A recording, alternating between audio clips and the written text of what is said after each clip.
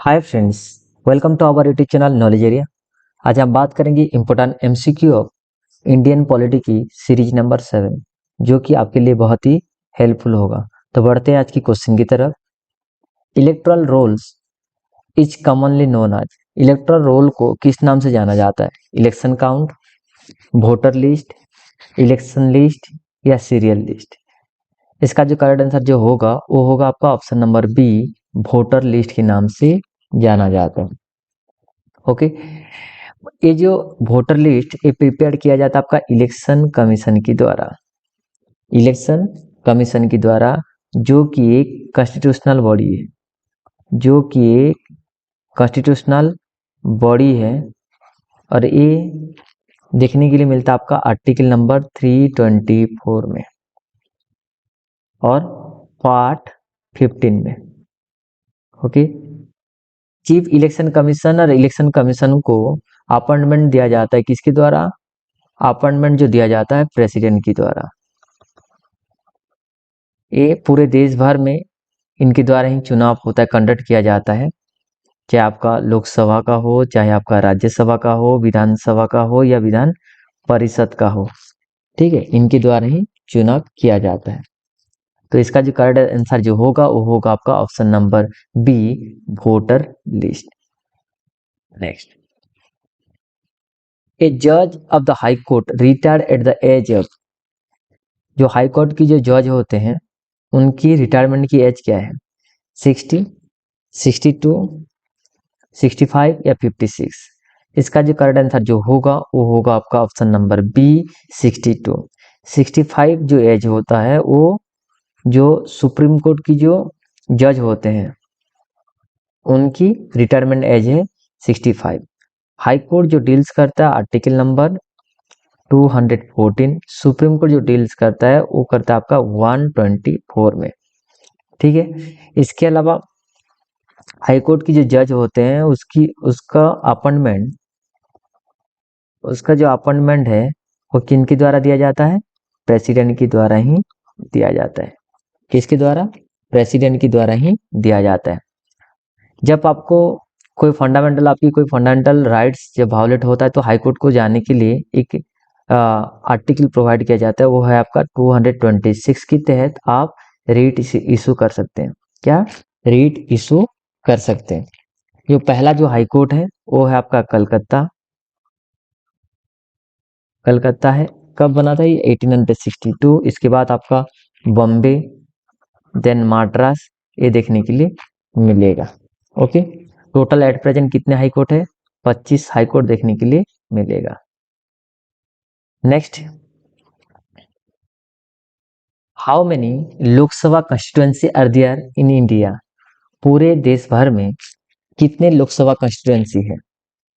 553, 523 या 543 या 533। तो इसका जो करेक्ट आंसर जो होगा वो होगा आपका ऑप्शन नंबर सी, 543।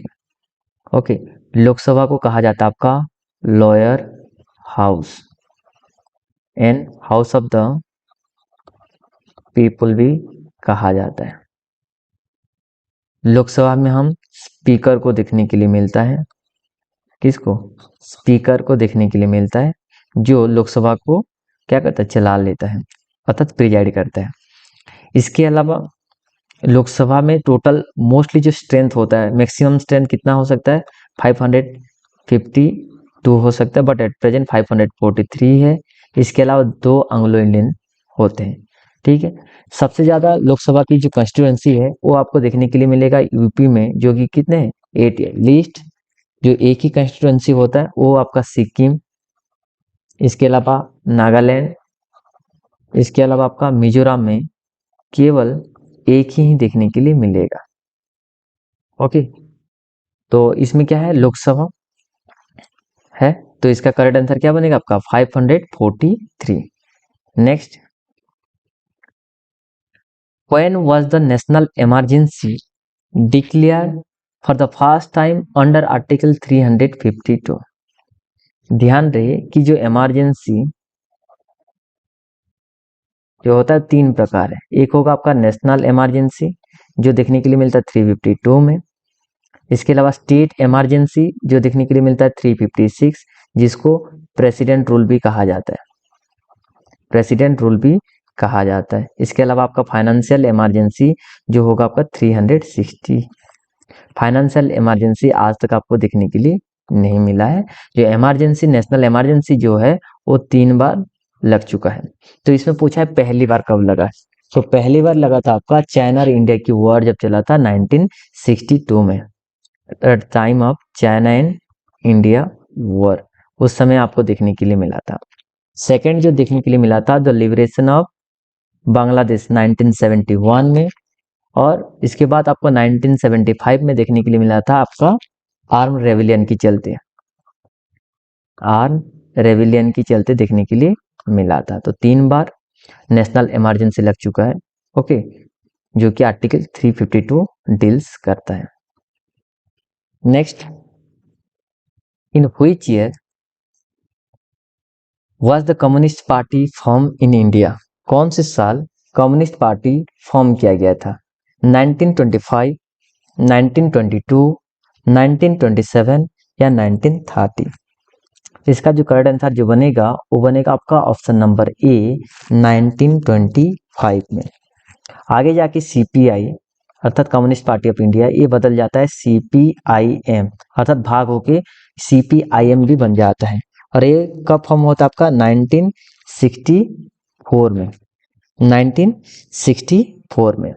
देखिए पार्टी जो होता है, पॉलिटिकल पार्टी जो होता है उसको 3 भाग में हम डिवाइड करते हैं।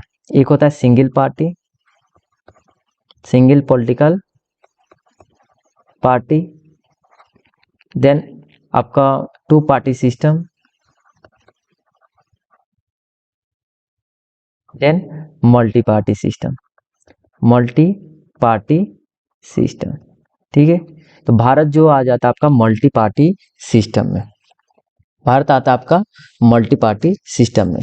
जो पॉलिटिकल पार्टी के कुछ कंपोनेंट्स भी होता है, कंपोनेंट्स होता है कुछ पॉलिटिकल पार्टी का।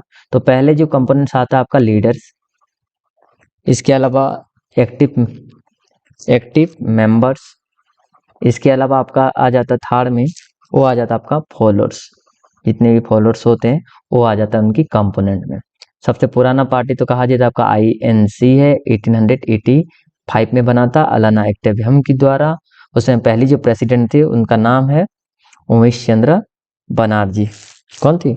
उमेश चंद्र बनर्जी। ठीक है, next, the violation of fundamental right could be redressed by the Supreme Court under which of the following article। जब फंडामेंटल राइट जब वायोलेट होता है तो सुप्रीम कोर्ट में जब आप जाते हो तो कौन से आर्टिकल के तहत जाते हैं? Option A 32, B 301, C 226, D 265। तो इसका जो करेक्ट आंसर जो होगा वो बनेगा आपका ऑप्शन नंबर ए। क्या बनेगा? Option number A article number 32, जिसको कहा जाता है आपका कॉन्स्टिट्यूशनल रेमेडी, कॉन्स्टिट्यूशनल रेमेडी, जिसमें आपको क्या होता है जब फंडामेंटल राइट वायोलेट होता है तो आपको रिट इश्यू करने के लिए दिया जाता है। और रिट्स कितना है? There are 5 type of writs, mandamus, prohibition, quo warranto, certiorari, then habeas corpus. ये 5 रिट्स आपको यूज कर सकते हो अर्थात इशू कर सकते हो जब सुप्रीम कोर्ट में जाते हैं। तो कॉन्स्टिट्यूशनल राइट जो आता है आपका फंडामेंटल राइट्स है। फंडामेंटल राइट्स हम कहाँ से बोरोड करते हैं? यूएसए की बिल्स ऑफ राइट से, बिल्स ऑफ राइट से, जो देखने के लिए मिलता है आपका आर्टिकल नंबर कहाँ 12 से 35 तक। और फंडामेंटल राइट कितने प्रकार है आपका? 6 प्रकार है, बट ओरिजिनली ये जो था आपका 7 था। क्या डिलीट किया गया आपका? राइट टू प्रॉपर्टी को, जो डील्स करता था आपका आर्टिकल नंबर 31, बट आज एक लीगल राइट्स है। और जो देखने के लिए मिलेगा आपका 300A में। कब डिलीट किया गया आपका? 44th अमेंडमेंट एक्ट 1978 के तहत। ओके, फंडामेंटल राइट जब वायोलेट होता है तो हाई कोर्ट जाने के लिए आपको प्रोवाइड किया जाता है आर्टिकल नंबर 226 के तहत। सुप्रीम कोर्ट के बारे में कहा जाए तो आर्टिकल डील्स करता है 124 है, जो सबसे one of the apex court है। कौन सा आपका? Supreme court. तो सुप्रीम कोर्ट को कहा जाता था पहले फेडरल कोर्ट, कौन सी के तहत इसको एस्टेब्लिश किया गया था? आपका रेगुलेटिंग एक्ट 1773 के तहत। Okay, next, which schedule of the Indian constitution is related to the municipality? Municipality के लिए कौन शेड्यूल देखने के लिए मिलता है? एक एक के ऊपर बात करते हैं। देखिए, 9 जो शेड्यूल होता है वो देखने के लिए मिलता है आपका लैंड रिफॉर्म। किसके बारे में कहता है? Land reform. और वो देखने के लिए मिला था आपका फर्स्ट अमेंडमेंट एक्ट 1951 में। 10th, ये देखने के लिए मिला था आपका anti defection law, anti defection के लिए। और ये आपको कौन सी 52nd अमेंडमेंट एक्ट 1985 की थी। उस समय सरकार किसका था? राजीव गांधी जी की सरकार था। 11 जो था आपका वो देखने के लिए मिलेगा आपका पंचायत के बारे में। और 12 जो होगा वो देखने के लिए मिलेगा आपका म्युनिसिपैलिटी के बारे में, म्युनिसिपैलिटी के बारे में। ठीक है, तो 12 ए जो इसका जो करेक्ट आंसर क्या बनेगा? वो बनेगा आपका ऑप्शन नंबर डी होगा, जो कि म्युनिसिपैलिटी कौन से शेड्यूल में देखने के लिए मिलता है? 12 शेड्यूल में देखने के लिए मिलता है। इसको कहा जाता है अर्बन लोकल बॉडी। और ये देखने के लिए मिलता है आपको 74th अमेंडमेंट एक्ट 1992 के तहत। पंचायत आपको 73rd अमेंडमेंट एक्ट 1992 के तहत देखने के लिए मिलेगा। बट ये कब लागू किया गया था? एनफोर्स किया गया था आपका 1 जून 1993 के तहत। और एक कौन से पार्ट में देखने के लिए मिलता है आपको? पार्ट 9th ए में देखने के लिए मिलता है। और इसमें टोटल कुल कितने फंक्शन होता है आपका? 18 फंक्शन देखने के लिए मिलता है। और उसमें उसको 3 भाग में हम डिवाइड करते हैं। एक होता है आपका नगर panchayat, municipal council and municipal corporation. ठीक है, 3 भाग में उसको भी डिवाइड किया जाता है। नेक्स्ट,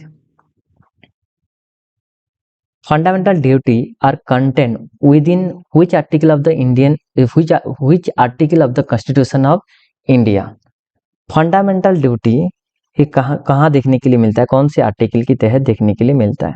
आर्टिकल 40 आपको देखने के लिए मिलता है ऑर्गेनाइज ऑफ विलेज पंचायत के बारे में, विलेज पंचायत के बारे में, जो कि एक आपका कौन सी डीपीएसपी का पार्ट है, directive principle of state policy, जो एक गांधीयन प्रिंसिपल भी है। कौन सा? गांधीयन प्रिंसिपल भी है।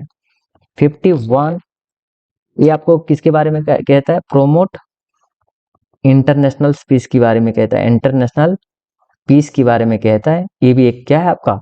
ये भी आपका डीपीएसपी का एक पार्ट है। इसके अलावा 44 जो कहता है वो कहता है आपका यूनिफॉर्म सिविल कोड के बारे में कहता है, आर्टिकल 44। बाकी एक ही बचा आर्टिकल 51 ए। तो इसका जो करेक्ट आंसर बनेगा वो बनेगा आपका ऑप्शन नंबर बी, आर्टिकल 51 ए, जो डील्स करता है आपका फंडामेंटल ड्यूटी। खास बात यह है कि फंडामेंटल ड्यूटी क्या है? फंडामेंटल ड्यूटी एक कहाँ देखने के लिए मिलता है? ये पार्ट 4 ए में देखने के लिए मिलता है। इसको स्वरण सिंह कमेटी के द्वारा रिकमेंड किया गया था। ऐड कब किया गया? ये ऐड किया गया था आपका 42nd अमेंडमेंट एक्ट 1976 के तहत फंडामेंटल ड्यूटी को ऐड किया गया। कहाँ? 4th ए में। कहाँ आपका? 4 ए में देखने के लिए मिलेगा। ओके, 42nd अमेंडमेंट एक्ट 1976 को कहा जाता है आपका मिनी कॉन्स्टिट्यूशन। क्या कहा जाता है उसको? मिनी कॉन्स्टिट्यूशन भी कहा जाता है। ओके, बट फाइनली जब पहले जो था, ओरिजिनली जो था, वो फंडामेंटल ड्यूटी कितना था आपका? 10 था। बट एट प्रेजेंट कितना है आपका? 11 है। तो उसको जब ऐड किया गया है, कब ऐड किया गया आपका? 11 नंबर 86 अमेंडमेंट एक्ट 2002 के तहत 11 नंबर को ऐड किया गया है। क्या लिखा गया है आपका? 6 से लेकर 14 साल की उम्र के हर बच्चे को free and compulsory education provide करने के बारे में कहा गया है। तो इसका करेक्ट आंसर क्या बनेगा? वो बनेगा आपका option number B. Okay, next, the idea of residual power in India constitution has been taken from constitution of. Residual जो पावर है वो कहाँ से हम बोरोड करके लेके आए हैं? ऑस्ट्रेलिया, कनाडा, आयरलैंड या यूएसए? तो इसका जो करेक्ट आंसर जो बनेगा वो बनेगा आपका ऑप्शन नंबर बी, कनाडा से हम क्या किए, रेसिडोरी जो पावर है वो हम बोरोड करके लेके आए हैं। देखिए इसमें एक होता है, इसमें जो इस रेसिडोरी पावर जो कहा जा रहा है इसमें कुछ लिस्ट होता है। एक होता है आपका यूनियन लिस्ट होता है, एक होता है आपका स्टेट लिस्ट, एक होता है आपका कनकरेंट लिस्ट, और एक होता है आपका रेसिडोरी पावर। यूनियन लिस्ट में केवल यूनियन गवर्नमेंट ही लॉ बना सकता है, स्टेट गवर्नमेंट में स्टेट गवर्नमेंट, और कॉन्करेंट में क्या है, बोथ यूनियन स्टेट। ठीक है, जब कॉन्फ्लिक्ट होता है तो उसमें किसके किसके हाथ में पावर चला जाता है, आपका यूनियन गवर्नमेंट में। बट रेसिडुअरी पावर जो है वो 3 लिस्ट में जो चीज नहीं आता है उसको रेसिडुअल पावर में लिया जाता है। तो वो कहाँ से हम बोरोड करके लेके आए हैं, कनाडा से। कनाडा से और भी चीज लेके आ रहे हैं। तो क्या था आपका, फेडरेशन विद स्ट्रॉन्ग सेंटर, वो भी हम लेके आए हैं। Okay, strong centre. यूएसए से आपका फंडामेंटल राइट्स है, इसके अलावा जुडिशियल रिव्यू, इसके अलावा इंडिपेंडेंट जुडिशियरी ये भी लेके आए हैं। आयरलैंड से आपका डीपीएसपी, क्या है, डीपीएसपी के बारे में। इसके अलावा आपका जो मेथड ऑफ प्रेसिडेंशियल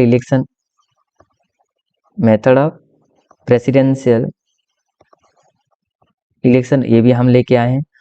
ऑस्ट्रेलिया से आपका कनकरेंट लिस्ट के बारे में, कहाँ से, ऑस्ट्रेलिया से हम बोरोड करके लेके आए हैं। ओके, नेक्स्ट बढ़ते हैं।